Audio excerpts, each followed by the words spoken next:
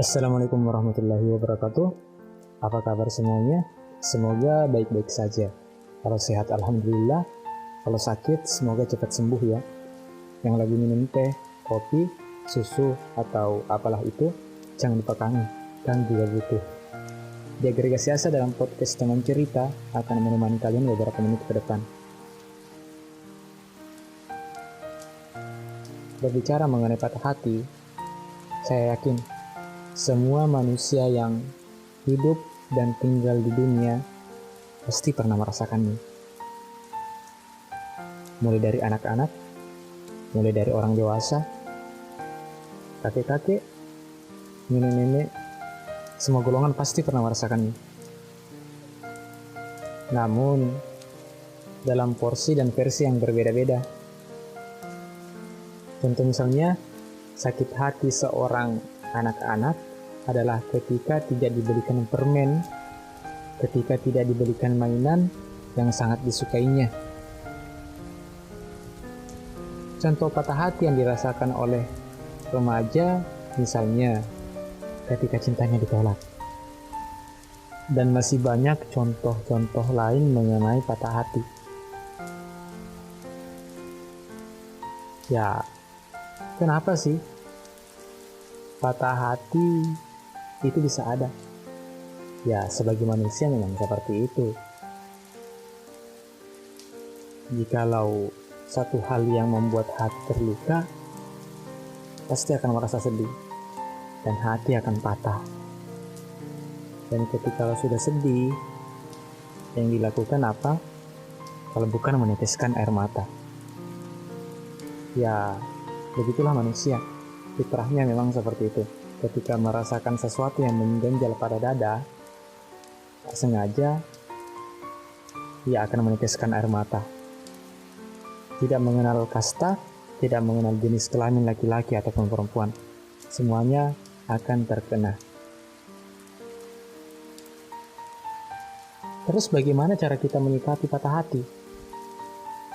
Patah hati sebenarnya adalah sesuatu yang kita ciptakan sendiri, bukan diciptakan oleh orang lain.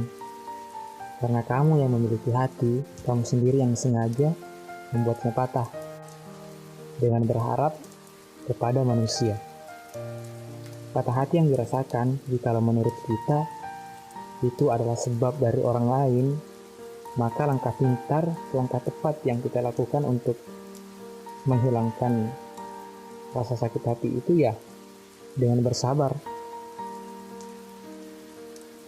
Dan bagaimana sih cara kita menyikapi patah hati itu yang disebabkan oleh orang lain? Ya, cara menyikapinya adalah dengan memberikannya senyuman termanis, memberikan bukti bahwa apa yang dilakukan kepada kita bukanlah sebuah perkara yang besar. Itu bisa kita lalui kok. Tenang saja, kita masih punya Tuhan yang tak akan pernah mengecewakan, sebagaimana janji-janjinya di dalam Al-Quran.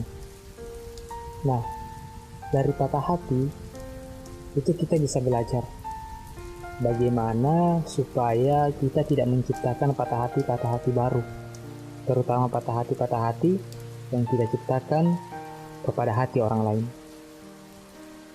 Dengan pernah merasakan patah hati yang lumayan sakit, mungkin tidak berdarah tapi sangat lebam gitu, membuat dada seakan ingin keluar isinya.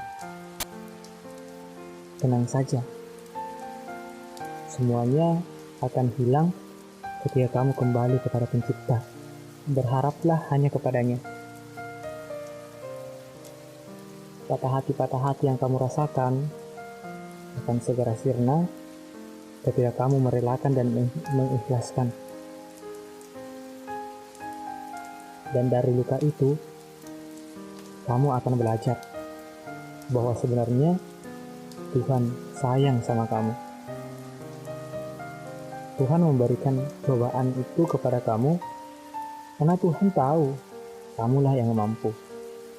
Dan Tuhan tahu kamulah orang yang bisa melewati cobaan itu. Cobaan dalam bentuk patah hati.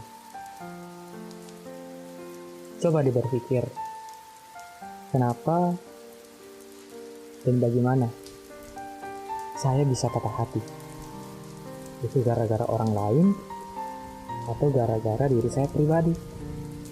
Coba pikirkan itu.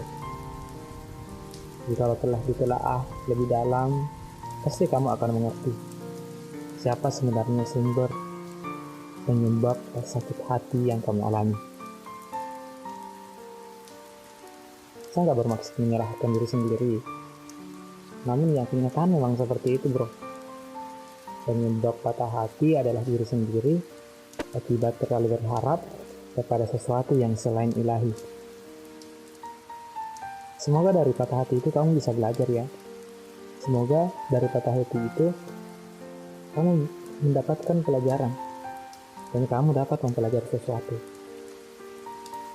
Bahwa sebenarnya berharap bukan pada manusia, berharap bukan kepada orang yang kamu sayang, orang yang kamu harapkan, namun berharap hanya kepada Tuhan.